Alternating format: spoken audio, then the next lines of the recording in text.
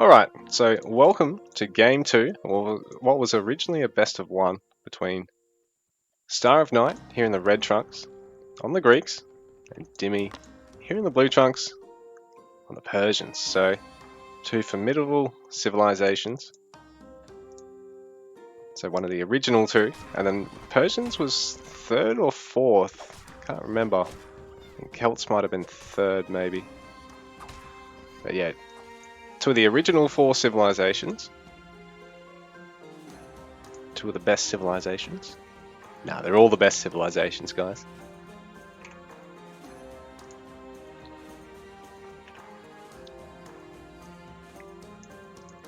Alright, that's better. So we saw a very scary H2 behind Spearman from Dimi. Starofknight was caught out a little in terms of his opening, going for a delayed second barracks that ultimately, delayed first barracks that led to a second barracks before town center. It just sort of put him in the spot where Dimi was able to just macro a small lead over him and just put him in the crocodile roll where it's all over. Once it begins with a big parade push, we'll see if Star has a different plan of attack or if he's actually looking to go for a clean second town center first. I like this because this game, Dimi's probably opting to play slightly less aggressive than he did in the last game. Players, if they play a very aggressive opening game, they tend to play a slower second game, and vice versa. Because particularly, if you've won it, puts your opponent on edge about what you're going to do. If you've lost it, it's just a chance to play a completely different strategy than the one you just lost with. So, both our players, slight change in builds, because Dimi and Star both opting for a very quick second town center opening, rather than going for any aggression. And I guess with Ghost Lake, just knowing that your opponent can't go for forward military and that you can't, just means that you're more likely to open with the clean second town center opening, rather than going for barracks TC or playing some second town center tentative build that ends up being delayed barracks town center, or just sort of YOLOing and playing any sort of early game aggression opening before your second town center. So just having that eco spike of double village production on any map without fishable water is generally the way to go. On fishing maps, I genuinely believe that fishing is almost just about a must. Although sometimes if you go second TC first and the player fishing sort of overproduces fishing boats rather than investing in military, you can catch them out, sort of push into them. So Star, H2, Dimi's finishing up now. I think Star going to be a little bit cleaner on that early game village production this game, because both our players, Star in particular hasn't played a huge amount recently. Dimi is actually one of the more active players this current PvP season, but saying that, it has been a relatively sluggish season, although we are heading into the summer event at the end of the month, and typically it's one of the peaks of the year. All 3 of the events are generally the best time of the year to be PvPing. Dimi's not actually putting this right on top of the deer, because I guess you can't really put it in a perfect spot as such. Ideally he's going to want to put a storehouse here or here anyway, and then on top of that, because it's front side, he might opt to get aid tent and rely on that for a bit of defense there as well. So Star going for second town center, but Dimi actually is prevented from going up. Star didn't end up cancelling it, moving it over, so when Dimi shifted over there, Star was able to actually start on it. But I don't know if that's the most optimal spot, because it's actually 2 segments wide. He could fit a storehouse there, but then he's got no instant, he hasn't got a corridor to fit the villages. Meanwhile, he could have the second town center here, fit the villages in and not have to worry about any travel time or having to get a storehouse out. And Dimi, yeah, I think he probably should go for a storehouse here or here. I mean, it's easy as the commentator to pick up on these things and call the players out, even though, everyone makes these mistakes from time to time, and you know, it happening once over the course of a 20 or 30-minute game where you're building a shitload of storehouses, it's not really a huge problem. But you know, ultimately it will slightly slow you down. Although in this spot, it's also really nice for Star because he can actually defend a hunt like Dimi's able to, defend a gold mine, a second gold mine, while Dimi's only protecting his first and his stone, and I guess his wood gatherers as well. Dimi's going to go for Asabara. Pretty conventional, particularly in this matchup, I think, for the Persian, sorry, to want to open with cavalry first. Just encourage their opponent to produce spearmen, set themselves up to be able to make bowmen an age 2 unit that's worthwhile to produce. Because I mean, if your opponent isn't really having to play around spearmen or counter infantry early on, you know, particularly as Persia, there's a lot of times an immortal timing is a much better choice.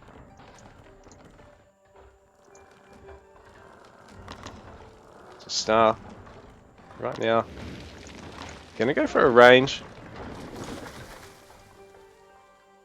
While Dimi is going double range stable, so he's got that first Asabara out. Thought I saw a spear there for Star. Hasn't gotten Loom just yet, but he does have a spearman out, so Dimi, well, as long as Star actually splits the spears across his resources, and Dimi doesn't just beeline down, you know, a single spearman with 3 or 4 Asabara, I wouldn't attack it with any less. Star's going to be able to defend this fine, so bit of a delay in gathering there, but ultimately Dimi's investing in a much more expensive unit, 120 resources versus 60 for your spearmen, so it's double the cost. I think in AoE 4 the cost is actually triple. But the benefits of the cavalry is that all cavalry innately have the charge that, say, lancers get in AoEO. Dimi's not going to be able to catch Star's scout because just about nothing can actually catch a scout. Dimi's trying to find the chance to go in here, but with the cover of the town center and all these spears already here, Star needs to start producing some villagers. Dimi needs to start producing some army, but is struggling for gold. Yeah, Star. Oh, he's housed. Okay, that explains things, but he needs to get one of those houses up. Dimi just hoping to mass up bowmen. Like I said, because Star's committing to a good number of spears, actually going for double barracks, double range here. This leaves him a little bit vulnerable. He's going to want to actually get Sarasophroi, because without them, he's not going to be able to hold out against a big bowman push, because Dimi's producing 2 of these bowmen for every Asabara. They trade fairly evenly with the Toxotes, while they're going to really shred the infantry. Starofknight actually producing Hypaspis, which, until Dimi actually produces spears, Hypaspis are basically a dead weight in this trade-off, I think. Because the unfortunate thing is, they're going to get countered by the bowmen. They're going to be counter-neutral against Asabara, but ultimately be population ineffective and resource ineffective, I think.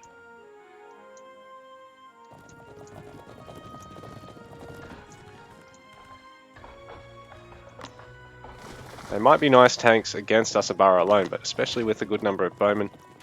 You know, Dimi doesn't really have to panic until Star either gets to age 3 and produces Prodromos, or produces Saris now, particularly considering it's not a huge number of Asabara. So I mean, Sari's Spear would honestly be a better comp right now than start playing mixed infantry Toxotes. Like if he had 10 Sari and a couple more spears than this would actually force the Persian player to retreat here. So Dimi is not even worried about using the Asabara against the spears. Right now he's trying to get more villager kills. Star is going to be forced back here. I don't believe he actually had his whole army here. He has got a good number of units here, but Dimi's actually still up. In terms of overall population, he's actually 7 villagers ahead at the moment. I think he's killed 4 villagers and actually Star's missed production on 3 of them. And this is rough for Star. Now that he's brought the entirety of the spears over, Yasubara not going to be able to get a huge amount of value. Star might want to actually focus one of them down because Dimi, all it's going to take for him is to get aid 10 here and to send this, if he sends the Yasubara, well, he's got 5 storehouses side by side here, so he just send a whole lot of Yasubara. They don't even have to worry about splitting them up at this point. He can get all these guys healed up pretty quickly, and that's a hell of a lot of value saved for him because these guys are an expensive cavalry unit at 120 resources. So Sarasophroi, on the other hand, only 105 resources, but they're going to be deadly against this composition until Dimi can squeeze out some spears. So he's started producing barracks of his own. Going to start armories as well. He's got age 3 on the way, which is a nice spot to be in. He's managed to squeeze this in, considering he's now up by 12 villages at 61 to 49. So that small eco lead is going to mean he can fit in an age earlier, or he can fit an eco techs earlier, or one more production building, or armory tech, which is ultimately huge because it really swings the value of fights being taken. It means you can throw away a couple more units, you can start diving eco and really snowballing things your way. And this is rough for Stark because again, he split units up. He's got some Toxotes over here, and a lot of his army just collapses there. What he had moving out is actually going to have to come back because he split his army up so much, and Dimi's basically just deathballing his way through this at the moment. It's really rough, and he just doesn't have any of these Sarasophroi out to try and cover. The bowman count outnumbers the Toxotes count, so even with the infantry coming into support, this is actually sort of not so much the benefit that Star's looking for here, because that infantry is just going to now get shredded by the archers. He really needs to try and mass everything up to take a nice fight here. He's sort of split his own army up a little too much here, or just relied on his units just rallying where they were while he was trying to push out. And so Dimi, a great fight for him. Star, again, he needs to back it up, not worry about forcing any fights. Let Dimi come to him. Even just hightail it out of here with all these villagers. Don't even worry about trying to get the guard tower up. Just evacuate, put it over here, mass up some more units and try again. Try and use the town center to thin out that archer count, in particular those bowmen. Not going to have the pierce armor that the Asabara have, and neither the health pool. Ultimately, Star is able to survive through this, but he, again, taking a little bit more eco damage. It's 69 kek to 43 villages at the moment. And Dimi, age 3 is finished, so he's just getting a bit more wood. He can produce his 3rd town center. Star getting some armory techs, which is really nice. He's squeezed in 3 of those. He's quite a solid player for his teching. Dimi, in the meanwhile, in spite of his aggression, is actually down on armory techs by 3 at this point.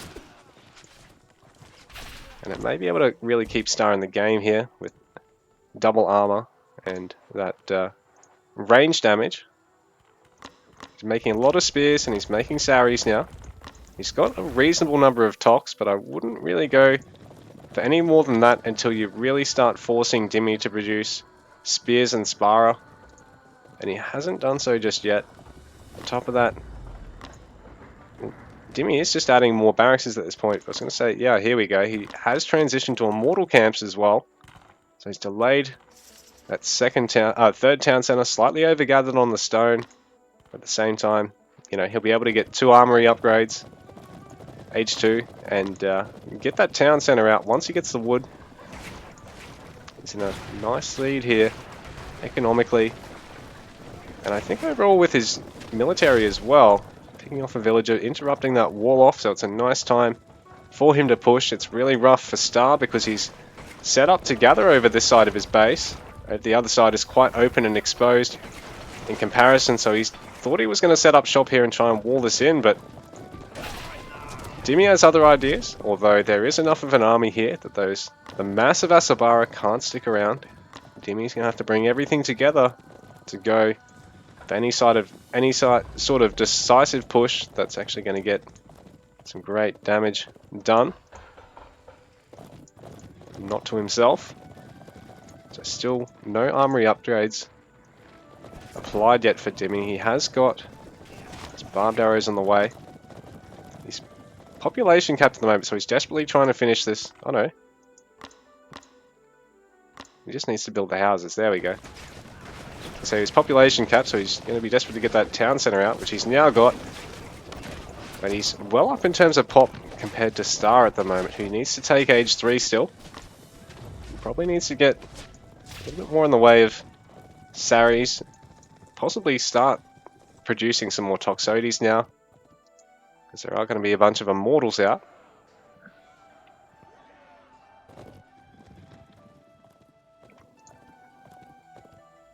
So shield wall.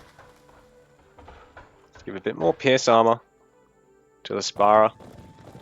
Leaves them short for merely infantry armor, but now that Star's been defending against the Asabara Bowman comp so long, he's no longer making Hypaspis, so the one unit that really benefits from Spara having the shield wall upgrade is not out in the field just yet, and Star's unlikely to want to transition back to Hypaspis, because you generally want to get hoplites, phases, spears out for hoplites, because they're basically spears with a bit more armor, so they're better off fighting against the cavalry or against other infantry while there's ranged in the background.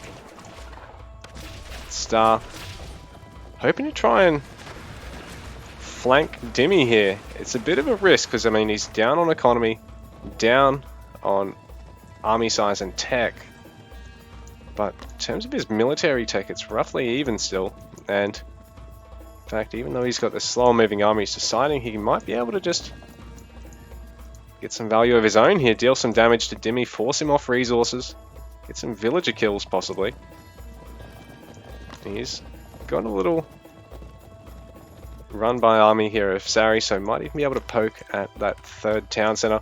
Dimi's actually established some trade already, so this is great. He's going to be able to rely on a bit of that rather than burning through his gold deposits as quickly as he would otherwise.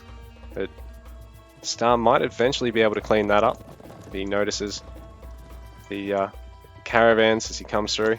He'll be thinking, where the hell's this market? So Star 57 vils, Dimi on 82, which, I mean, with a gap of 25 like that, if Star's maxed out, he's actually roughly the same military size here. Dimi hasn't yet actually surpassed him in terms of armory upgrades, although he has just matched him.